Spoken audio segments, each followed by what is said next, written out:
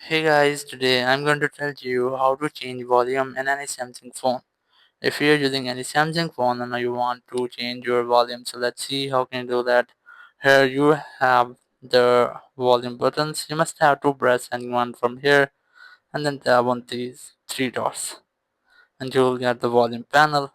You can easily maximize or minimize your volumes from here.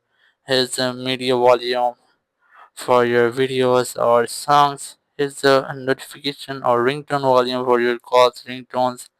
Here's the notification sound.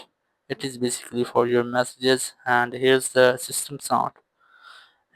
These are, let's say, keyboard sounds. You can easily maximize or minimize that from here, or open more settings from here. So that's how you can easily change your volume in any Samsung phone.